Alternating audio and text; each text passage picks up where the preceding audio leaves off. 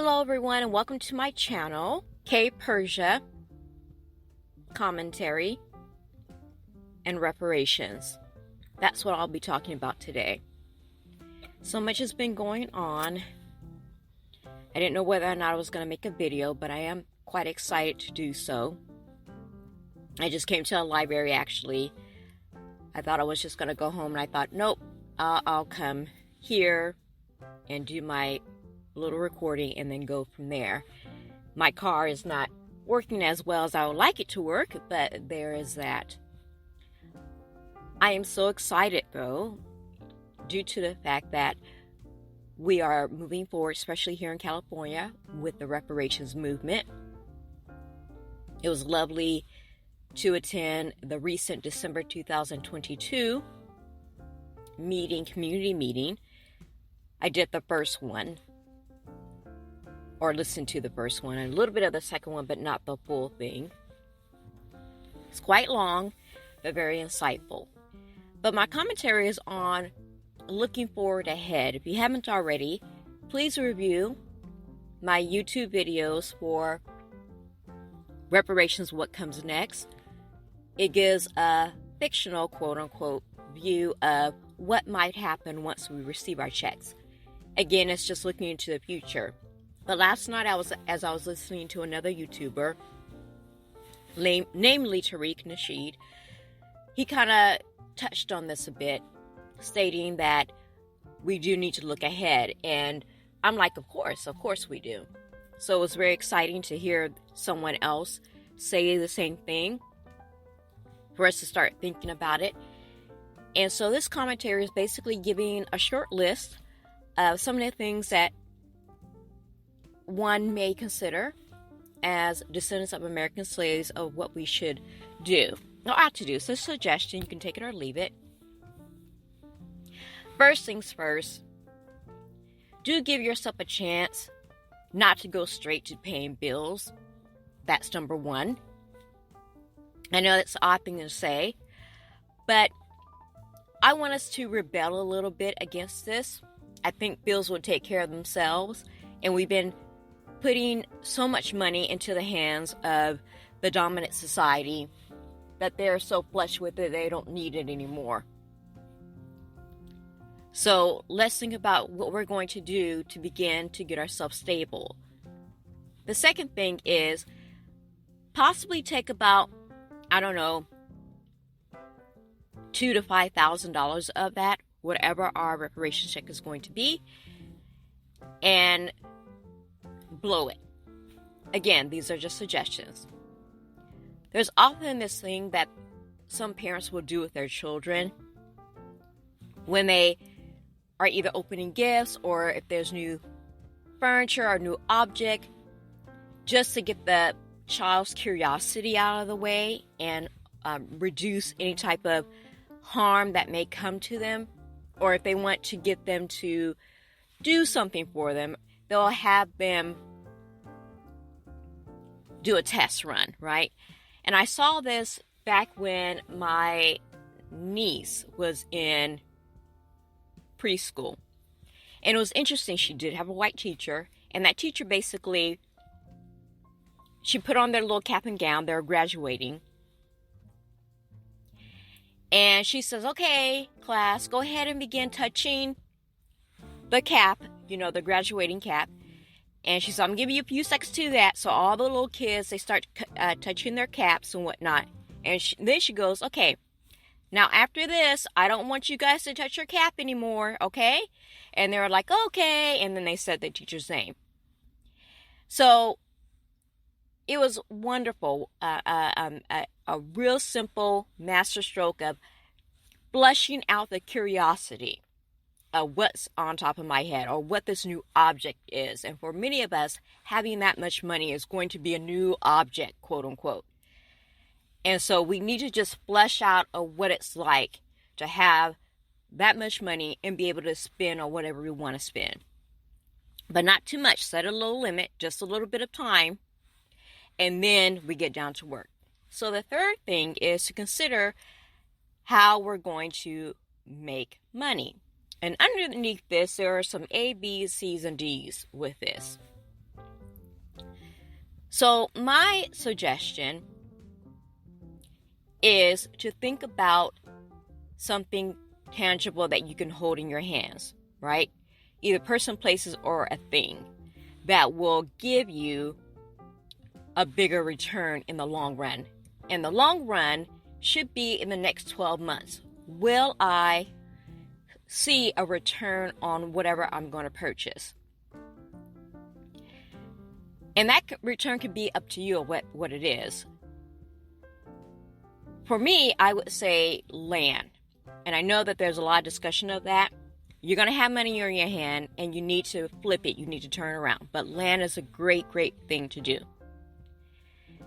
And there are plots of land that are out there that really can go for a few tens of thousands of dollars, which you can develop either into a homestead farmland, or maybe you can build your house on. There's all kinds of things you can do. Okay? Now, the next thing I think a lot of you guys are going to probably do is buy a home. That's fine. Great, do that. But may I suggest for income property that you maybe purchase a duplex. So one part you can live in, the other part you refurbish, and then begin to rent it out. And that, of course, can open up a whole volley of options and opportunities for you. But you will begin to recoup the cost of the investment that you made into that particular venture. And so the C under the second thing to do with that money, I gave you an A, I gave you a B, and the C is going to be kind of an odd one.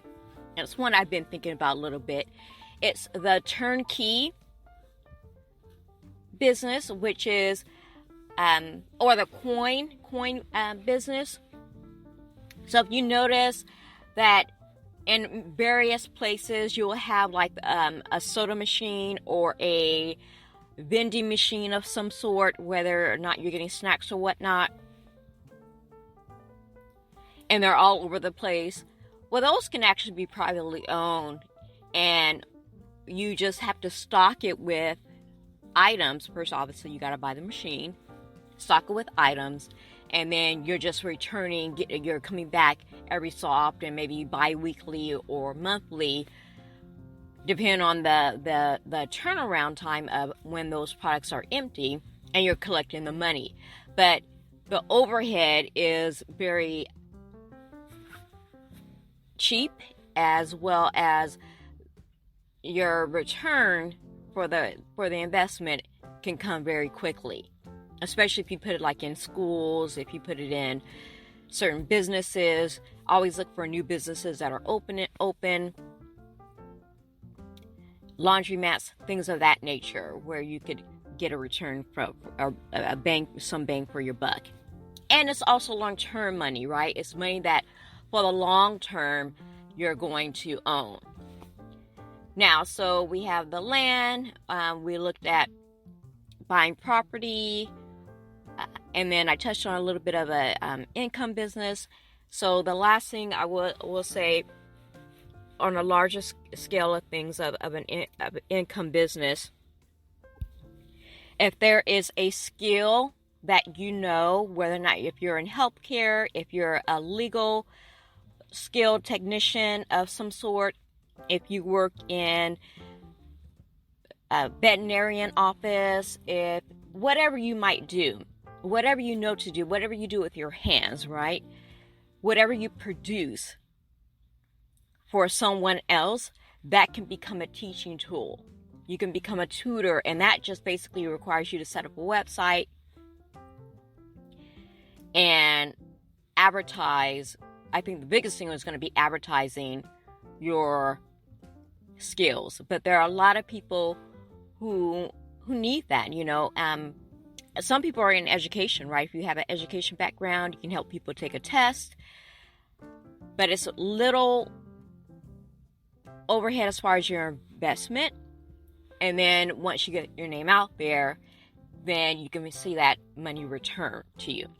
And if not, if it doesn't work, then you're not out of so many things except for setting up a website and buying some tools like handbooks and lesson plans. You can even make them yourself and giving that out to a person. You know, some people, as far as college is concerned, they just need help with taking tests, right? So you can do something where you're helping them with that. And it could be something as simple as you're the person that is going to either send them a news blast, or not a news blast, but an alert, or even calling them, being that person with them to help get them through. I know one of the things I did last week is I took one of those little those notepads that are like 8x5 notepads. They're really small. Or is it 3x5 notepad, a little yellow notepad, and I actually wrote down what I am going to do, or what I'm thinking, one of the things I'm thinking of doing. The first one is the homesteading. I think that that's going to be a wonderful idea to do that, just for myself, but also to begin farming, doing a small farm. And I have some ideas about that as far as developing land. And then the second thing is I was thinking about doing van life and turning that into a business. And so my idea is that I purchase a van or an RV camper for myself, and then purchase another one that I sell, or after I refurbish it, or I rent out as a mobile Airbnb. So that was my idea for that particular, as far as purchasing something for myself, low overhead. Well, actually that's not low overhead, but purchasing it and then having that income come back to me. And the Airbnb part of it is that you take it on the road. For families who don't want to commit to van life or camper life, they can just use that and go on. And I know that there are plenty of people out there who do it and make money off of it. So that was my idea. And so my question to you is, what are some of the things that you're thinking about doing once you get your reparations check? So if you can please leave a message in my comment section, that would be great. And if you can also like and share this video, that'll be great. Or podcast, that'll be fantastic. And keep coming back for more. I have commentary on all sorts of things.